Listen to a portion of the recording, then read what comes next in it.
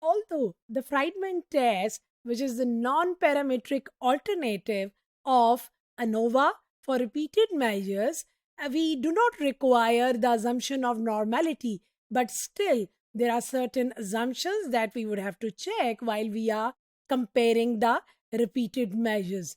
For example, if we are talking about the treatments, then treatments should be independent of each other, and the variable of interest has to be continuous in nature. So, students, as far as the assumptions of the Friedman test are concerned, once you have got the data, you have collected the observations for the repeated samples, you need to test these assumptions for the particular case you are going to study.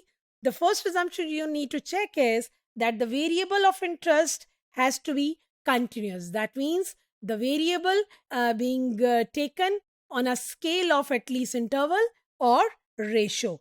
The data consist of B mutually exclusive samples of size K, where these mutually exclusive samples are being taken as the blocks. Now, once we said mutually exclusive, that means each and every observation is occurring in a unique manner compared to the other blocks. That means one observation would not be appearing. It may appear within the blocks, it may appear more than once, but within the single treatment, it may not be repeating itself. But across the treatments, definitely we may have ties within the same block. The BK variate random variables must be mutually independent. That means they must not be related to each other.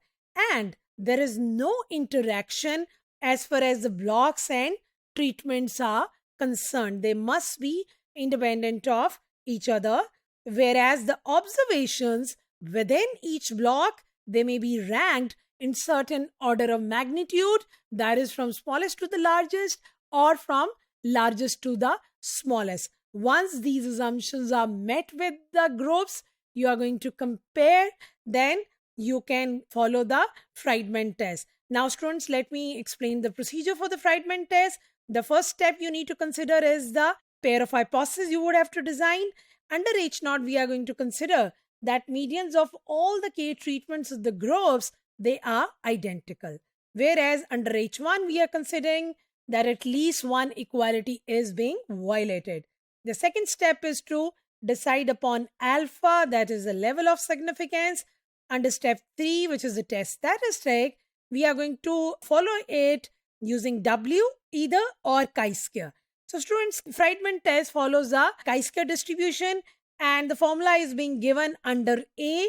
Now, if you just look into this formula, this seems to be slightly complicated as far as the computations are concerned. So calculations might become tedious. So a simplified version is appearing in equation number B, which is relatively more simple as compared to the earlier version A.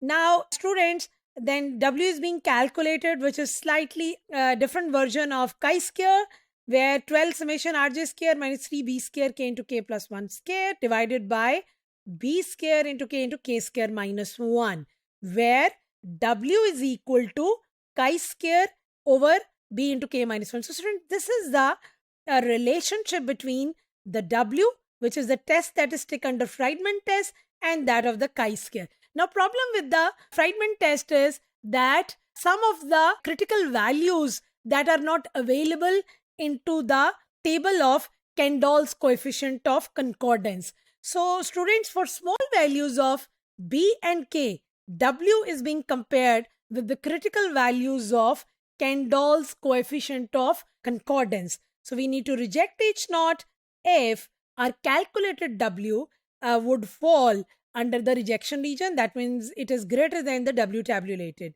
Now, if you are talking about Kendall's coefficient of concordance table of critical value, students, sometimes the values of B and K are not available into that table. So, इस table में students आपको बहुत limited सी values मिलेंगी B और K की.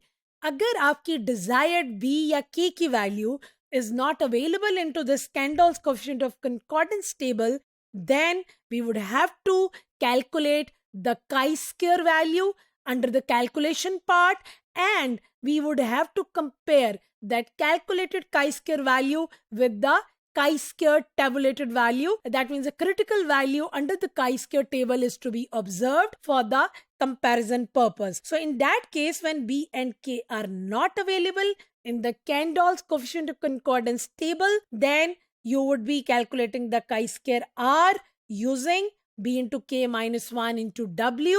Once you have calculated it, you need to compare it with the chi-square tabulated value with 1 minus alpha and K minus 1 degrees of freedom. And once you are going to make a comparison between the two values, students, you can draw your conclusions. Now, if we have ties into the observation, here the ties within the blocks are of concern. We are not interested in the ties across the treatment. So if ties occur, the test statistic is to be adjusted. So students, हमने W को adjust किया है by taking this particular factor. So this particular factor is being added once you have observed ties within the blocks, where T is the number of observations that are tied for a given rank in any block.